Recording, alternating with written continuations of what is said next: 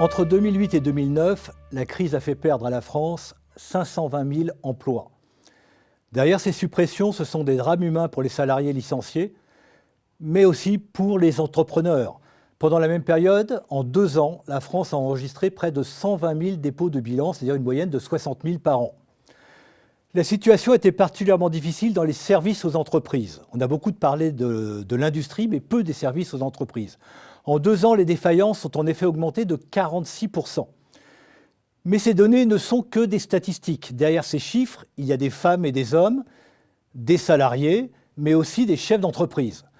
Pour en parler aujourd'hui, un patron de PME qui, comme des milliers d'autres, a vu son chiffre d'affaires s'effondrer en quelques semaines et pratiquement du jour au lendemain. Il a décidé de raconter dans un livre son expérience, comment on vit la crise à la tête d'une entreprise, comment on essaie de s'en sortir, comment, mais dans de rares cas, on réussit à ressortir la tête de l'eau. Nicolas Doucerin, bonjour. Bonjour. Vous êtes le patron de Solic, une société de conseil en recrutement, et vous venez de publier « Ma petite entreprise a connu la crise ». Alors, c'est l'histoire au premier chapitre d'une montée au paradis, on va en parler un petit peu, et puis ensuite une descente aux enfers à travers la crise. Alors, la montée au paradis d'abord, dans les années 2000. Les années 2000, ce sont les années fantastiques, ce sont les nouvelles technologies, la nouvelle économie, toutes ces créations de postes, puisque Solic était concentré à l'époque quasiment exclusivement dans les systèmes d'information. Et donc, on a connu des années effectivement assez exceptionnelles de croissance à 2 chiffres, de manière ininterrompue, entre 2000 à peu près et mi-2008. Est-ce que cette croissance n'amène pas une certaine ivresse ? Vous parlez de rêve de grandeur dans votre livre. Oui, ça, c'est petits clins d'œil au général de Gaulle ou à Bonaparte. Mais les rêves de grandeur, voilà, quand on est chef d'entreprise, on cherche à bâtir, on cherche à construire, on est là pour générer de la croissance, on est là pour faire partager un projet à ses collaborateurs et collaboratrices. Et voilà, on a une certaine ambition, on impulse des idées, des prestations pour accompagner et répondre aux besoins de nos clients. Et puis voilà, parfois il y a des incidents, pour ne pas dire des accidents. Alors en 2007, avant la crise donc, 60% de croissance, de la croissance interne ou des acquisitions ? Oui, alors c'est 67% de croissance, je dirais, répartie grosso modo 17% de croissance externe et à peu près 50% de croissance interne. Donc on était une véritable locomotive. Et c'est ce qui fait que d'ailleurs en juin 2008, pour fédérer l'ensemble de mes collaborateurs, puisqu'on venait de recruter à peu près 40 personnes en 18 mois sur un effectif total de 92, j'avais décidé de les inviter tous dans un lieu assez magique du côté de Vittel pour fédérer les équipes, passer 3 jours, travailler, permettre à chacun de se ressourcer pour fêter cette belle croissance et ces excellents résultats. En 2007, c'est la période de gloire. Vous gagnez le trophée des gazelles. Racontez-nous ça. En 2007, on faisait partie des PME les plus performantes en termes de croissance d'abord, en termes de création d'emplois, puisque nous étions passés de 20 salariés à pas loin de 90 collaborateurs, et puis en termes de rentabilité. Et effectivement, j'ai été récompensé par le gouvernement de Dominique de Villepin à l'époque, qui avait lancé le plan Gazelle et qui récompensait les 2000 PME les plus performantes en France. C'était un autre temps. Alors, toujours dans cette période de gloire, vous faites une augmentation de capital. Alors, j'ai un petit peu de nez à l'époque, forte croissance, une volonté de renforcer en fait nos fonds propres, tout simplement, puisque voilà, il faut savoir un petit peu digérer dans le monde de l'entreprise. Et donc, j'ai consulté un certain nombre de fonds, et notamment les fameux fonds ISF qui ont été créés. Et j'ai eu la chance de rencontrer Charles Beigbeder à l'époque, qui venait de créer son fonds Audacia, et qui a décidé en juin 2008, le 14 juin précisément, de me transférer 1,5 million d'euros contre 11% du capital de Solic à l'époque, et que j'ai intégralement mis en augmentation de capital pour renforcer les fonds propres, je dirais, de mon groupe à l'époque, et permettre à l'entreprise d'avoir des ratios et une base financière saine. Donc, été 2008, l'augmentation de capital. Été 2008. Été 2008. Voilà. Et septembre 2008, le 15 septembre, vous apprenez la défaillance de Lehman Brothers. Et vous vous dites, ça ne me concerne pas. Oui, ça ne me concerne pas. Il faut être honnête aujourd'hui, avec un petit peu de recul. On avait quelques prémices, on avait un léger quand même ralentissement, on n'était plus sur un rythme aussi soutenu, il y avait quelques petites inquiétudes, mais rien qui permettait d'envisager un tel séisme. Et effectivement, ce 15 septembre, j'écoute la radio, je me réveille à 5 heures le matin, comme tous les matins, ça n'a pas changé, j'écoute la radio et j'entends la faillite de Lehman Brothers. Et là, il y a un chiffre, 600 milliards de dollars de dettes. Et là, j'ai du mal ne serait-ce qu'à imaginer, à mesurer cette somme-là. Et je me dis, c'est quand même hallucinant. Voilà. Mais vous en tirez des conclusions pour votre propre activité? Non, j'arrive au bureau comme tous les matins, le premier, j'organise ma journée, je structure. J'avais un nombre de rendez-vous relativement important avec des clients. Et le premier coup de fil a eu lieu dans la matinée, puisque j'ai un... Dans la matinée même, Dans la 15 matinée septembre, même, oui. fin de matinée, il était 11 heures, j'étais dans mon bureau. J'ai la DRH d'une filiale d'un très grand groupe bancaire qui m'appelle et qui me dit « Ouais, monsieur Doucerin, on a été convoqué ce matin en urgence en conseil, en COMEX, et on a pris la décision... » Donc dans la demi-journée. Dans la demi-journée. Dans la demi-journée. Une grande banque, on a pris la décision, tous les recrutements sont gelés à effet immédiat. Et là, j'étais interloqué, mais j'ai dit pourquoi? Nous avions 8 mandats chez ce client. Et là, je leur pose la question, mais j'ai dit, mais quelle est la raison? Il me dit, vous avez entendu parler de la faillite de... J'ai dit oui, etc. La faillite de Lehman Brothers, et il m'a dit, c'est décision du président, tout est gelé à effet immédiat. Donc réactivité terriblement rapide des grandes entreprises. Plus rapide qu'Internet. Hein.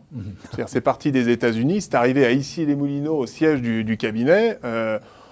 Alors bon, vous prenez... Donc là, on est toujours le 15 septembre. On est le 15 septembre, voilà. Non, l'après-midi. Deuxième appel d'un client.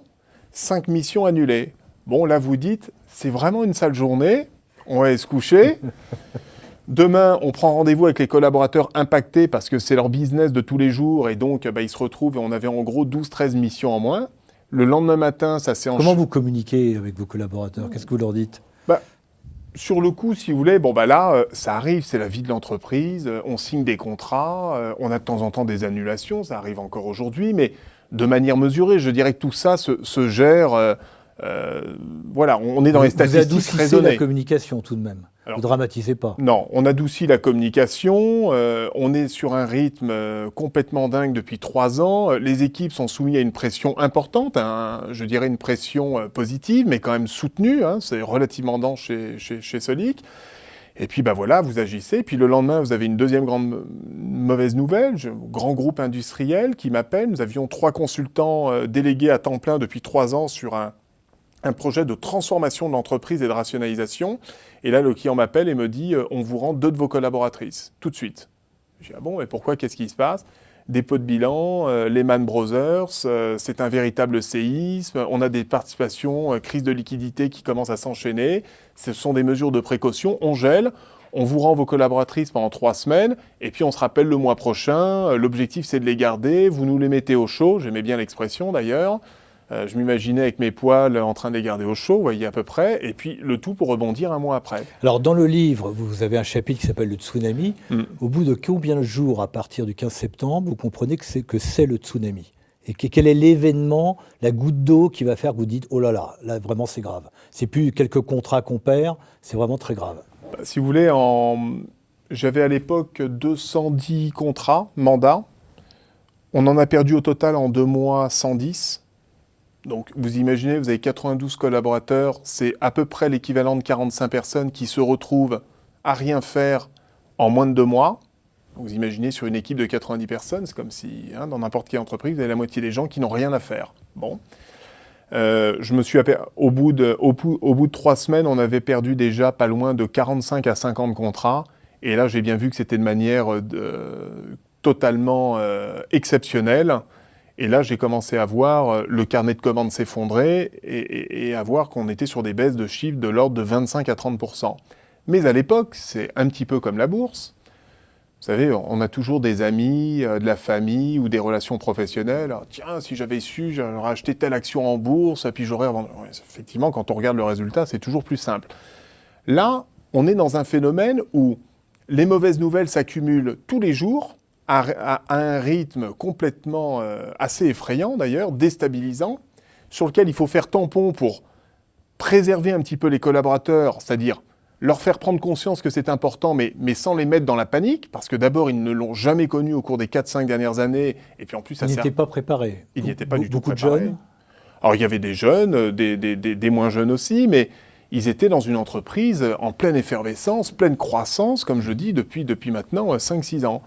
Et puis, il y a un moment, il faut se rendre compte, on se rend compte de la réalité. Quand vous perdez 30% de votre chiffre, on ne sait pas à quel niveau on est. Donc, j'ai pris des mesures d'économie immédiatement. Je n'ai pas attendu. C'est là où je me suis baissé ma rémunération de 40%. Vous l'annoncez ? Ah, je l'ai annoncé tout de suite. Voilà. J'ai convoqué l'ensemble de mes actionnaires. J'ai diminué leur rémunération de 40%.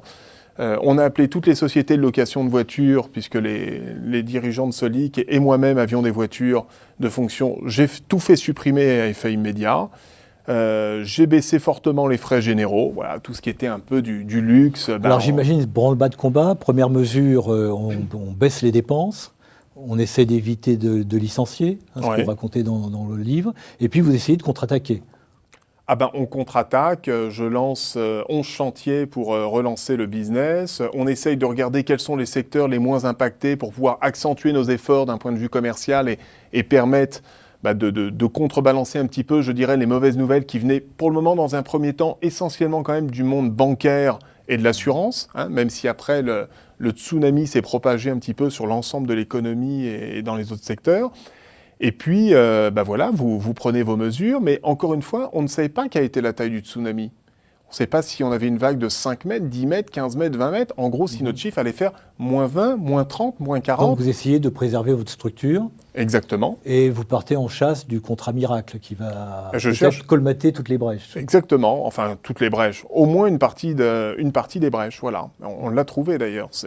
Vous l'avez trouvé. Oui. Mais ça n'a pas suffi, parce que la situation a continué de se dégrader.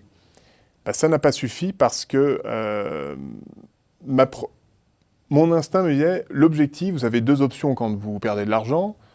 Soit on décide d'augmenter son chiffre d'affaires, et il faut trouver les ressources nécessaires, les clients et les contrats.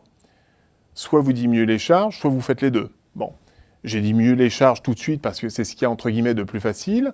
On a mis en place une politique encore plus offensive commercialement, plutôt très précise, très accentuée, mais il faut voir que l'ensemble de l'économie a été tétanisé et paralysé à la fin du mois d'octobre et du mois de novembre. L'entreprise était tétanisée.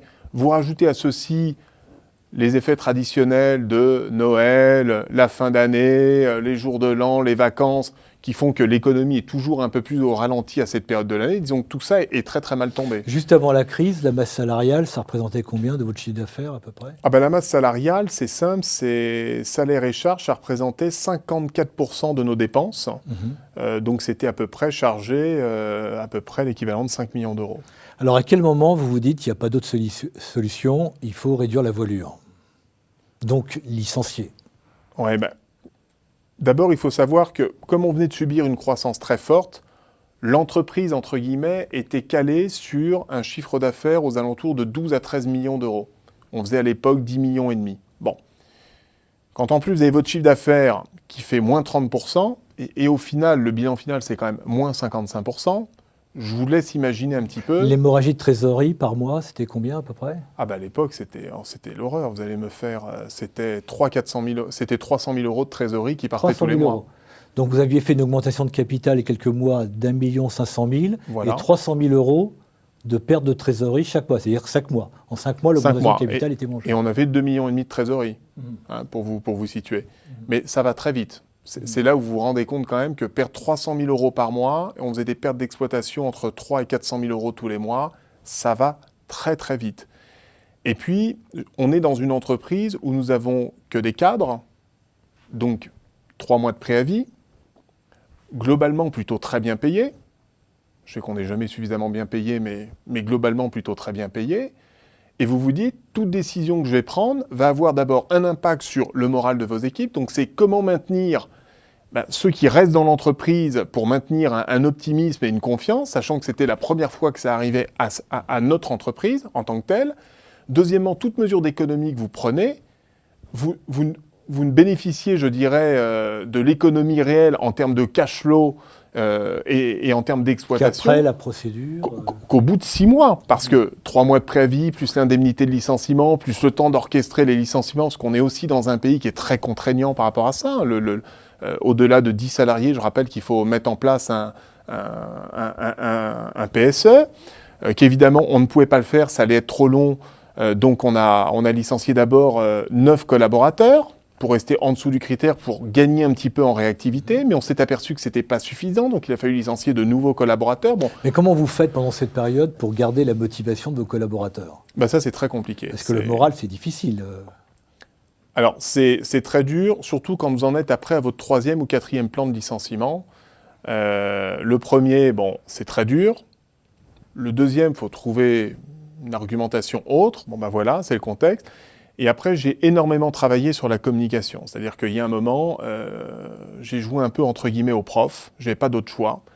C'est-à-dire que pour avoir un discours précis, j'ai procédé où je réunissais mes collaborateurs tous les 15 jours et je me suis engagé à être totalement transparent vis-à-vis d'eux.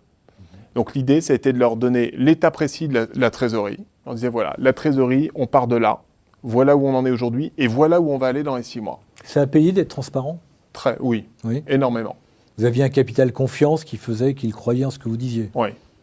De toute façon, quand vous êtes dans la crise, il y a 2 options. Soit vous restez très éloigné, et personnellement, c'est en tout cas pas mon modèle et ma façon de procéder. Et je crois que le chef d'entreprise et l'ensemble des dirigeants et des managers et des associés doivent montrer l'exemple. Autant l'actionnaire doit pouvoir toucher des dividendes quand l'entreprise se porte bien et on doit pouvoir distribuer. Par contre, il est impératif, quand on rencontre ce type de crise, les actionnaires et le dirigeant en premier lieu doivent être exemplaires vis-à-vis de ses salariés. Vous ne pouvez pas demander des contraintes à vos salariés si vous ne montrez pas l'exemple. J'avais une très belle voiture à l'époque. Tout le monde le savait, mais je travaillais beaucoup, je m'investissais beaucoup. Il était inconcevable pour moi, par exemple, demain de venir au travail avec cette très belle voiture, alors que de l'autre côté, je demandais à mes collaborateurs de faire des efforts, des sacrifices et de licencier des gens. Le patron doit être exemplaire. Exemplaire. Combien de trains de licenciement successifs comme ça? Il y en a eu 3 au total. Et l'un des plans les plus marquants, ils sont tous très importants parce que parfois, on montre aussi dans le pays le mauvais patron, les patrons qui fraudent, les patrons qui partent avec l'actif de la société, les patrons qui licencient froidement les salariés. Je peux vous garantir que quand vous rentrez le soir chez vous, durant un week-end, que vous avez bâti votre entreprise, que vous avez monté chaque pierre, vous avez construit chaque étape de votre entreprise et qu'on vous demande, en gros, que l'économie vous impose de démolir ce que vous avez construit en 4 ans, vous devez le démolir en 6 mois, et que vous avez une liste de 40 collaborateurs, et que dedans, il faut trouver les 10 collaborateurs dont vous allez devoir vous séparer alors que vous les avez formés, accompagnés, et qu'eux-mêmes ont énormément donné à l'entreprise. Très honnêtement, je peux vous garantir que pour l'homme, je ne parle même pas pour le patron, je parle pour l'homme, oui, alors ça a été un choix très difficile. Comment vous, psychologiquement, vous tenez le coup? Qu'est-ce qui vous a permis que vous avez pu conserver la tête froide, conserver un équilibre? J'ai relu, durant cette période, j'ai lu un livre, notamment sur quelqu'un que j'admire beaucoup, qui est Bonaparte et Napoléon. Et j'ai relu La campagne de Russie. Et je voyais à l'époque, quand on avait ces grandes... cette époque où on souhaitait justement conquérir l'Europe avec Napoléon à ses troupes, j'ai appris justement dans ces moments très difficiles, qu'il fallait avoir le dos rond, montrer l'exemple, et quand on était à perdre énormément de collaborateurs sur un champ de bataille, nous on n'est pas dans des guerres, heureusement, on a passé cette époque-là, en tout cas pour notre pays, mais on rentre dans des guerres économiques qui sont humainement, psychologiquement, traumatisantes pour nous tous. On vit dans des périodes qui s'accélèrent chaque jour davantage, une économie qui bouge de plus en plus vite, des entreprises et des PME qui doivent s'adapter tous les jours parce que ça évolue très vite. Et tout ceci est très compliqué pour le chef d'entreprise, pour adapter notre modèle économique et nos prestations, mais aussi, il ne faut jamais l'oublier, pour nos collaborateurs. Mais votre entourage personnel, familial et professionnel a tenu? Ou est-ce que vous avez eu des bonnes et des mauvaises surprises? Il y a toujours les bonnes et mauvaises surprises. Vous savez, vous l'avez d'abord avec les banques. Je suis passé du statut modestement de chef d'entreprise star où le tapis rouge était ouvert dans toutes les banques, voilà, à peu près. Le lendemain où j'ai déposé le bilan, sur 70% des banques, je passais pour un truand et un traître. Voilà, parce que les banques n'aiment pas les dépôts de bilan. Hein. Déjà, c'est quelque chose de très méconnu. On parle de redressement judiciaire. Les gens ne savent pas trop derrière ces mots ce qui se passe réellement. Il faut vraiment aller un jour dans un tribunal, se rendre compte comment rentrer dans cette atmosphère, rencontrer le juge, aller devant un tribunal où vous êtes là, limite les deux mains devant et on se demande si on ne va pas passer à la guillotine, parce que c'est exactement le sentiment en tout cas que l'on ressent. En plus du problème d'ego, bien évidemment, de culpabilité, et puis on a du mal à comprendre, il faut digérer. Les fournisseurs aussi ? Alors, les fournisseurs, j'ai des exemples très concrets. Vous déposez le bilan, bien évidemment, le but du dépôt de bilan, c'est que toute votre dette est gelée, et pour se donner une chance de s'en sortir, il faut que le jour où on dépose le bilan, on ait un maximum de trésorerie. C'est un con, mais c'est comme ça. Donc c'est pour ça que dans le dépôt de bilan, il y a deux choses. Mais là, c'est un aspect technique. Comment vous l'avez acquis ? Parce que vous n'aviez pas du tout l'expérience. Le 15 septembre 2008, vous étiez encore en pleine gloire, en pleine croissance, ouais. Même s'il y avait quelques petits symptômes. Et puis, en quelques mois, à quel moment vous avez compris que c'était fichu, il fallait déposer le bilan ? Je ne l'ai pas compris tout de suite au mois de février-mars, mais je vous assurais, quand j'ai passé Noël, où j'ai perdu 1 200 000 euros... En 3-4 mois. Ouais, en 3-4 mois. Des années, bon, voilà. Des années de croissance en 3-4 mois balayées. Balayées. Là, je me suis dit, il va falloir préparer le scénario 1, 2, puis préparer éventuellement le scénario 3. Mais vous connaissiez techniquement comment ça pouvait se passer ? Ah non, pas du tout. Donc, ce que j'ai fait, en tant que dirigeant, parce que c'est mon devoir, je rappelle d'ailleurs que déposer le bilan de son entreprise, on le sait trop peu, c'est un acte de gestion et c'est de la responsabilité du dirigeant. Il ne faut jamais l'oublier. Donc là, je suis allé voir mon conseil. J'ai la chance comme je suis, vous le savez peut-être dans le bouquin, je suis un autodidacte non diplômé. Donc quand on est non diplômé et qu'on n'a pas eu justement cette formation initiale, il faut justement s'entourer de bons. Et j'ai notamment un conseil fiscaliste que je suis allé voir. Il m'a posé la situation. Je dis voilà ce que je perds, voilà où j'en suis. Il m'a dit combien de temps tu peux tenir. Je dis je peux tenir 6 mois. Très bien. Quelles sont les solutions ? Solution 1, tu te redresses, ça repart un peu plus vite, puis tu as assez de trésorerie pour restructurer l'entreprise et repartir. Scénario 2, on s'en aperçoit trop tard et un jour tu partiras en liquidation et tu perdras tout. Et là, quelles sont les conséquences à titre personnel, professionnel ou autre ? 3, on anticipe, on prépare tout de suite le scénario 3. C'est-à-dire, on ne va pas, entre guillemets, dégainer tout de suite, mais on va se mettre en situation de pouvoir le faire pour que si jamais tu es amené à déposer le bilan de ton entreprise, on ait fait tout ce qu'il faut en amont pour te donner une chance ensuite de rebondir et de ne pas être pieds et mains liés. Donc le nerf de la guerre, ce que vous expliquez dans le livre, là, c'est d'avoir du cash.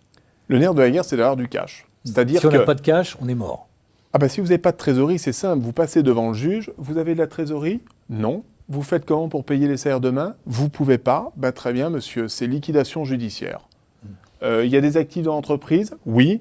Écoutez, on va céder vos actifs, ceux qui sont vendables, on récupère l'argent et le reste, on part en liquidation. Donc là, on rentre dans une phase stratégique. Vous prenez la décision de déposer le bilan, qui est un acte tout à fait légal, qui est dans la loi française. Bien sûr. Entre la décision, la préparation du dépôt de bilan, l'accumulation de cash et le dépôt effectif du bilan, il se passe combien de temps ? Ça se prépare sur en gros 3 mois. L'objectif, on va essayer d'être relativement précis. En gros, le tribunal, le jour où il acte votre dépôt de bilan, il a le droit de remonter sur plusieurs mois sur la gestion financière de votre entreprise. En un mot, si le dirigeant s'est pris sur les comptes courants de la société, compte courant légal, je ne parle pas de faire un compte courant des coûts. Compte courant, il se prend 50 000 euros ou une énorme augmentation, puis il va déposer le bilan pour le mettre à la dette. Évidemment, la loi leur permet de remonter sur un certain nombre de mois, d'accord, et là de demander des comptes et puis de prendre des sanctions face au dirigeant. C'est une faute de gestion, c'est du pénal pour le dirigeant. Voilà. Donc déjà, il faut savoir que... On y pense dans ces moments-là ? Oui. D'ailleurs, ça a été l'une des cas très difficiles pour moi. C'est que 3 mois, comme je savais que je préparais le dépôt de bilan, l'objectif, c'est de mettre quand même, entre guillemets, un maximum... En gros, c'est de ne plus décaisser le moindre euro pendant 3-4 mois. Vous ne décaissez plus rien pour qui que ce soit. Pour les salariés tout de même. Oui, sauf le dernier mois de salaire. C'est-à-dire que le dernier mois de salaire qu'il y a, vous ne payez pas les gens. Non. Mais vous leur dites suffisamment tôt pour pas qu'ils se retrouvent le 30 du mois, parce que chacun a ses échéances et ses prêts, se retrouvent. Je vais vous expliquer un petit peu comment on a procédé. Mais en gros, vous ne payez plus rien pendant 3 mois. Plus un fournisseur, plus rien, qui que ce soit. Et encore moins le dirigeant. Derrière, vous essayez de rentrer le maximum d'argent. C'est-à-dire toutes les factures que vous avez émises sur vos prestations, même si c'est en baisse, vous essayez de recouvrer le maximum d'argent. Donc mécaniquement, votre trésorerie s'améliore. Le jour où vous déposez le bilan, vous perdez dans la minute qui suit vos banquiers. C'est-à-dire que vos comptes bancaires sont verrouillés et vous n'y avez plus accès. Donc tout le jeu consiste à ouvrir un nouveau compte bancaire. Il y a 2 organismes bancaires en France qui s'occupent des entreprises qu'on appelle en redressement judiciaire. Donc vous allez les voir avant, vous ouvrez un compte bancaire. 72 heures avant d'aller devant le tribunal, vous transférez les fonds. Vous avez le droit, hein, c'est légal. Vous transférez une somme d'argent sur ce fameux compte bancaire, en espérant que vos banquiers ne s'en aperçoivent pas tout de suite. Enfin, ils le voient, mais ne comprennent pas tout de suite le scénario. Et le jour où ils déposent le bilan, les banques ne peuvent plus vous attaquer. Vous êtes protégé, en fait. Hein. La législation vous préserve et vous protège. Et c'est ce magot, entre guillemets, si on peut parler de magot, que vous avez mis de côté, qui vous permet, normalement, de faire valider ce qu'on appelle d'ouvrir une période dite d'observation, qui fonctionne par tranche de 6 mois. Et là, vous dites au juge, voilà, j'ai tant de KE sur ce compte bancaire-là. Voilà mon plan d'exploitation sur les 6 mois à venir. Cette trésorerie me permet, et je vais vous démontrer qu'au travers de la restructuration de mon entreprise, je vais être en capacité de redégager du cash flow, de la rentabilité, et donc derrière de pouvoir rembourser mes dettes et de faire valider ce que l'on appelle un plan de continuation. Alors, je dis tout de suite aux vidéospectateurs que votre livre n'est pas un manuel du dépôt de bilan. Hein. Non. C'est écrit d'une façon haletante. C'est un véritable thriller. Hein. Jour après jour, on suit, on se dit, est-ce qu'il va s'en tirer? Alors, vous en tirez, vous passez dans cette procédure judiciaire, tribunal de commerce. Vous vous en tirez. On va passer sur ces événements qu'on trouvera dans le livre, qui est vraiment passionnant à lire. Qu'est-ce qu'on en tire comme expérience, comme leçon humaine, intellectuelle et de management? Quand on s'en tire. Non, mais c'est une expérience... D'abord, quand on vit cette expérience, pour moi, l'avant-redressement judiciaire, c'était pour moi des termes effrayants. Jamais je n'avais imaginé en tant que chef d'entreprise un jour devoir déposer le bilan. Pour moi, c'était la honte, c'était les mauvais chefs d'entreprise qui déposaient le bilan et vraiment, c'était pas pour moi. Bon. Quand vous vivez cette expérience et qu'on a je vais pas employer le terme de chance, je pense qu'on a du mérite parce qu'on a beaucoup œuvré, beaucoup travaillé avec les collaborateurs et ça, c'est un élément, et je vais rebondir d'ailleurs sur votre question. Cette expérience vous change un homme. Elle n'a pas fondamentalement changé mon état d'esprit, ma manière de manager, mais je suis plus proche encore de mes collaborateurs. Je suis peut-être encore plus exigeant maintenant sur les recrutements, c'est-à-dire j'attends plus. Un exemple très simple, avant, sur mes 90 collaborateurs, j'en avais 4-5 qui n'étaient pas forcément de super collaborateurs et pour lesquels je n'étais pas toujours très heureux des résultats. On laissait passer, ce n'était pas très important. Aujourd'hui, c'est impensable. Tout le monde doit être à un niveau d'exigence relativement élevé, dans une bonne dynamique, avec un excellent travail d'équipe, mais en tout cas à un haut degré d'exigence. Je pense que ne pas être suffisamment exigeant avec ses collaborateurs, c'est les mettre en faiblesse. L'une de mes grandes fiertés malgré tout, c'est que aujourd'hui, plus de 95% de mes collaborateurs ont tous été reclassés, repositionnés chez nos clients, et je me suis investi personnellement pour les replacer. Et indirectement, je me dis, j'ai quand même fait mon job parce que même si on a traversé une période très dure, derrière, on a su suffisamment développer les compétences de mes collaborateurs pour leur permettre de rebondir dans une nouvelle vie, une nouvelle expérience. Et c'est très riche. Je reçois tous les jours, encore aujourd'hui, et encore dernièrement avec les vœux, plein de collaborateurs que j'ai dû licencier dans des périodes très difficiles où j'avais les gens qui étaient en larmes dans mon bureau, qui faisaient la queue pour savoir s'ils restaient, s'ils partaient. Enfin, c'est des images qui m'ont marqué à vie. Et aujourd'hui, j'ai pu voir justement ce que ça engendrait en termes de difficultés chez eux. Et voilà. Et là-dessus, bon, ça vous change véritablement un homme, une façon de faire, une façon de communiquer. On se doit d'être totalement transparent, d'être exemplaire. Je crois que là-dessus, on ne peut pas cacher la vérité. Il y a un moment, on ne dit pas toute la vérité. Je veux dire, le dépôt de bilan, je l'ai préparé 3 mois avant. Je n'ai pas dit à mes collaborateurs, je vais déposer le bilan. Je leur ai dit le 20 juin, quand j'ai déposé le 30 juin, pour leur permettre d'anticiper sur leur compte bancaire. Mais si je l'avais dit 3 mois avant, j'aurais risqué en fait de précipiter l'entreprise et que tout le monde soit littéralement démotivé. Hein, on s'aperçoit que d'ailleurs, durant cette période, l'un des éléments qui m'a le plus frappé, c'est que je pensais qu'en préservant un certain nombre de collaborateurs, ces derniers allaient être motivés, à bloc et mettre toute leur énergie. Voilà. Et je me suis retrouvé parfois avec certains collaborateurs totalement tétanisés par les enjeux, pensant à leurs collègues qui venaient de partir, pensant au licenciement, se demandant s'il n'y allait pas avoir un 4e. Alors moi, j'étais là, mais je dis, attendez, il y a un moment, il faut vous réveiller. Hein. Là, on n'a pas le choix. On ne va pas révéler tout le livre. Hein. Toute l'histoire est haletante dans le livre. Nicolas Doucerin, merci. Merci à vous.